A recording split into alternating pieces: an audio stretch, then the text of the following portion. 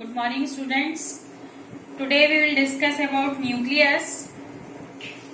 Till date we have discussed about plasma membrane and cell wall, diffusion process, osmosis process, three types of solutions. Now today we will discuss about nucleus. Nucleus is also called as the brain of the cell. जैसे हमारी body का भी एक brain है जो कि हमारी body के सारे फंक्शंस को कंट्रोल करता है, उसको रेगुलेट करता है, आपस में कोऑर्डिनेट करता है. In the same way cell का भी एक ब्रेन है और उस ब्रेन को क्या कहते हैं हम? न्यूक्लियस. तो अगर कभी क्वेश्चन में आए कि व्हाट इज विच ऑर्गेनेली और what is the brain of the cell, then you have to answer nucleus. पहले आप इस डायग्राम को देख लीजिए. एक डायग्राम एक सेल का है जिसमें सिर्फ मैंने न्यूक्लियस पोर्शन को फोकस ज्यादा किया है. इसके साइड में बहुत सारे ऑर्गेनेलीज भी होते हैं बट इस डायग्राम में मैंने उसको शो नहीं किया है. अब देखिए न्यूक्लियस सेंटर में आप देख रहे हैं कि यहाँ पे दो दो मेम्ब्रेन बनी हुई है. देख रहे हो ना? इसे हम कहते हैं न्यूक्लियर मेम्ब्रेन. क्या कहते हैं? Nuclear membrane. यानी कि जो न्यूक्लियर मेम्ब्रेन है वो कैसी है? Double layered. कितनी लेयर्स है उसमें? दो. यानी ये है एक्चुअली में दो. ठीक है. और उसके बाद ये जो है कंटिन्यूअस नहीं है, बीच बीच में इसमें क्या है? पोर्स है. क्या है? पोर्स. ठीक है. इन पोर्स को हम क्या कहते हैं? Nuclear pore. क्या कहते हैं? Nuclear pore. इसके अलावा जैसे हम देखते हैं कि भाई प्लाज्मा मेम्ब्रेन और न्यूक्लियर मेम्ब्रेन के बीच में यहाँ पे साइटोप्लाज्म होता है, उसी तरीके से न्यूक्लियर मेम्ब्रेन के अंदर जो फ्लूइड होता है उसे हम कहते हैं न्यूक्लियोप्लाज्म. क्या कहते हैं? न्यूक्लियोप्लाज्म. यानी कि न्यूक्लियस के अंदर जो फ्लूइड है उसे हमने न्यूक्लियोप्लाज्म कहा और न्यूक्लियस के बाहर और प्लाज्मा मेम्ब्रेन इन दोनों के बीच में जो यहाँ फ्लूइड है उसको हम साइटोप्लाज्म कहते हैं. अब क्या है कि जो न्यूक्लियर पोर है इसका फंक्शन क्या है? इसका फंक्शन ये है कि भाई साइटोप्लाज्म और न्यूक्लियोप्लाज्म के बीच में एक्सचेंज ऑफ मटेरियल्स करना. यानी यहाँ पे पोर अगर नहीं होगा तो न्यूक्लियोप्लाज्म का जो भी इंपॉर्टेंट सब्सटेंस है जो कि साइटोप्लाज्म के ऑर्गेनेल्स को चाहिए वो तो वहीं रह जाएगा. यानी एक्सचेंज नहीं हो पाएगा. इसीलिए ये जो मेम्ब्रेन है जगह जगह पे इंटरप्टेड होती है जिसकी वजह से क्या है? एक्सचेंज ऑफ मटेरियल और सब्सटेंसेस और complex compound will takes place between nucleoplasm and cytoplasm. Between nucleoplasm and cytoplasm. ठीक है. सो ये एक्सचेंज किसके थ्रू होता है? ये एक्सचेंज होता है न्यूक्लियर पोर के थ्रू. अंदर वाला जो फ्लूइड उसको क्या कहते हैं? Nuclear plasm. न्यूक्लियोप्लाज्म. और ये मेम्ब्रेन कैसी है? Double layer. So I have mentioned here double layer nuclear membrane enclosing nucleoplasm. Membrane has pores called nuclear pore for exchange of substances between cytoplasm and nucleoplasm. ठीक है. अब nucleoplasm के अंदर आप देख रहे हो कुछ धागे के जैसा आपको दिख रहा है. ये ऐसी इस तरीके से ये जो स्ट्रक्चर है उसको हम कहते हैं क्रोमैटिन. क्या कहते हैं? क्रोमैटिन. क्रोमैटिन क्या है? Chromatin actually thread like structures है. यही क्रोमैटिन जब कंडेंस होता है, जब सेल डिवाइड करता है उस टाइम ये कंडेंस होता है मतलब कि एक जगह इकट्ठा हो जाता है और इकट्ठा होकर ये क्या बना देता है? क्रोमोसोम बना देता है. क्या बना देता है? क्रोमोसोम. क्या बनाएगा? Chromosome. So chromatins are thread like structure which on condensation will form the chromosome. ठीक है. इसके अलावा आप देख रहे हो कहीं कहीं पे जो न्यूक्लियोप्लाज्म है बहुत डेंस लग रहा है. This region is called as nucleoplasm. क्या कहते हैं इसको? न्यूक्लियोप्लाज्म. यहाँ पे न्यूक्लियर जो इसको कहते हैं न्यूक्लियोलस. क्या कहते हैं? न्यूक्लियोलस. यहाँ पे जो न्यूक्लियोप्लाज्म होता है वो बहुत थिक होता है और इसके बाहर कोई मेम्ब्रेन नहीं है. ठीक है. इसके बाद तुमको कोई मेम्ब्रेन दिख रही है? नहीं. बस यहाँ पे क्या है कि जो डेंस है, जो न्यूक्लियोप्लाज्म है वो हमारा कैसे है? डेंस है. देखो यहाँ पे बनाया और यहाँ पे बनाया. यहाँ पे क्या है? डेंस है. ये न्यूक्लियोप्लाज्म है और थ्रेड लाइक स्ट्रक्चर्स को हमने क्या कहा? क्रोमैटिन. जो न्यूक्लियोप्लाज्म है यहाँ पे राइबोसोम बनते हैं. क्या बनते हैं? राइबोसोम्स बनते हैं. और राइबोसोम के बारे में हम आगे पढ़ेंगे कि वो प्रोटीन का सिंथेसिस करते हैं. यानी कि इस न्यूक्लियोप्लाज्म के अंदर कौन सी दो चीजें हैं? एक तो क्रोमैटिन है प्लस यहाँ पे क्या है? न्यूक्लियोलस. क्या है? न्यूक्लियोलस. न्यूक्लियोलस के बाहर कोई यहाँ मेम्ब्रेन दिख रही है? कोई मेम्ब्रेन नहीं है. इसका क्या काम है? इसका काम है राइबोसोम की सिंथेसिस करना. सो यहाँ पे मैंने एक पॉइंट में मेंशन भी किया है कि nucleoplasm contains chromatin and nucleolus. इसके अलावा मैंने आपको जैसे बताया कि क्रोमैटिन जब होता है कंडेंस करता है सेल डिवीजन के टाइम और वो क्या बनाता है? क्रोमोसोम. और आपको पता है क्रोमोसोम्स में क्या है? डीएनए. डीएनए का फुल फॉर्म क्या होता है?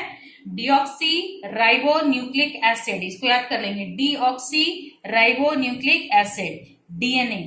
हमारे पेरेंट्स से हमारे अंदर क्या ट्रांसफर हुआ है? डीएनए ही ट्रांसफर हुआ है. क्या ट्रांसफर हुआ? डीएनए ट्रांसफर हुआ जिसकी वजह से हम अपने पेरेंट्स से मैच करते हैं. हमारे जो एक्सटर्नल फीचर्स हैं या इंटरनल कुछ क्वालिटीज भी हमारे पेरेंट्स से मैच करती है. So here I have written chromosome contains DNA. What is the full form of DNA? Deoxyribonucleic acid. इसके अलावा फिर क्वेश्चन आता है कि भाई जीन्स ट्रांसफर होता है। अब जीन क्या है? जीन कुछ नहीं है, डीएनए के एक सेगमेंट को जीन कह दिया हमने।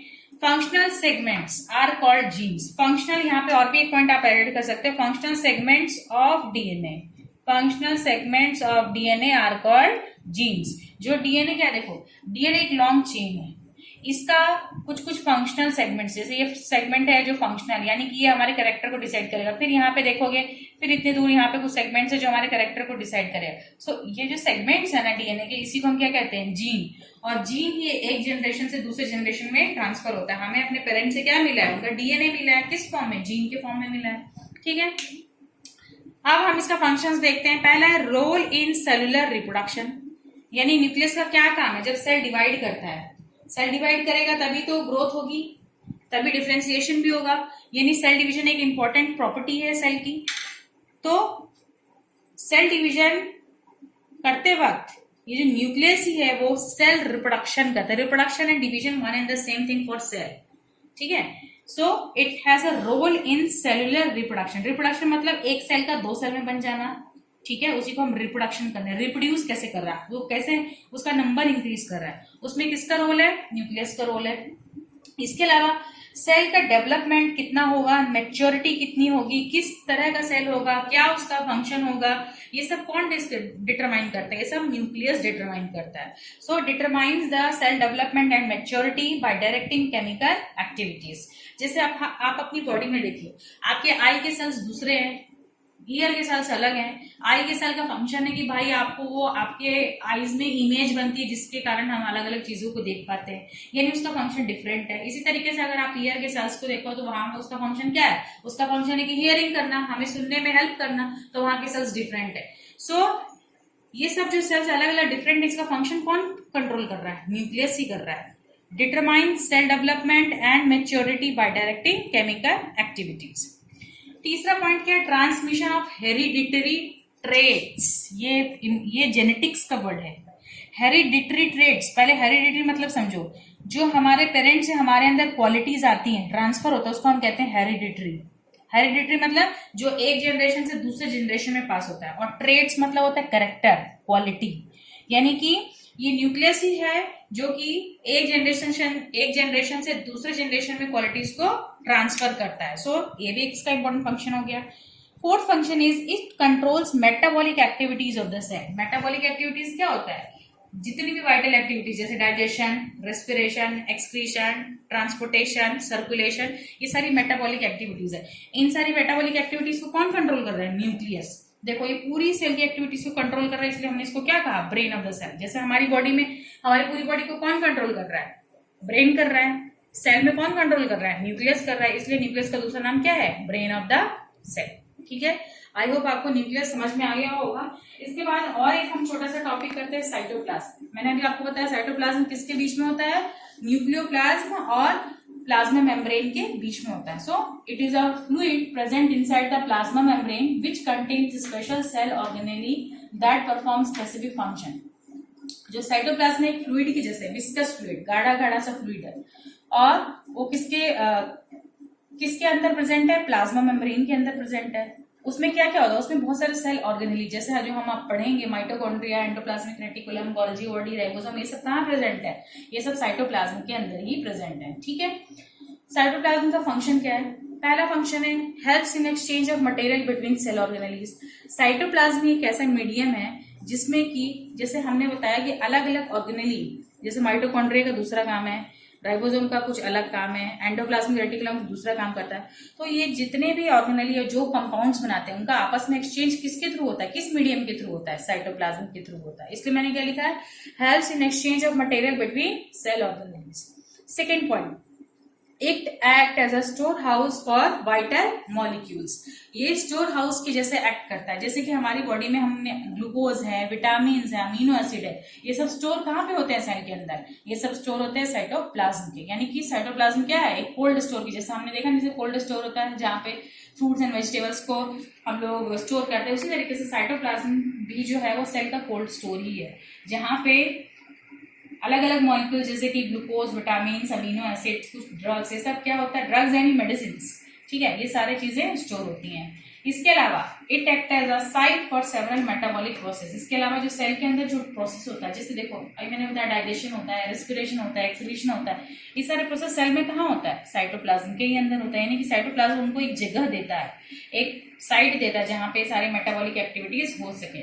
जैसे कि एग्जांपल दिए ग्लाइकोलिसिस। ग्लाइकोलिसिस के बारे में आप पढ़ेंगे 10th क्लास में। ये रेस्पिरेशन से रिलेटेड एक प्रोसेस है जिसमें कि ग्लाइकोजन एक कंपाउंड होता है, उसका ब्रेकडाउन होता है। ठीक है, तो न्यूक्लियस का नोट्स तो मैंने आपको भेज दिया था फोटो क्लिक करके, वहां से आप लिख लेंगे, लेकिन साइटोप्लाज्म को आपने यहाँ से लिखना है और इतना ही है साइटोप्लाज्म में। ठीक है, ये दोनों आप नोट्स बना लीजिएगा, प्लस नोट्स को साथ के साथ रिवाइज भी करते चलिए। हम इस वीक में वाला चैप्टर फिनिश कर देंगे। आज के लिए इतना ही। Thank you.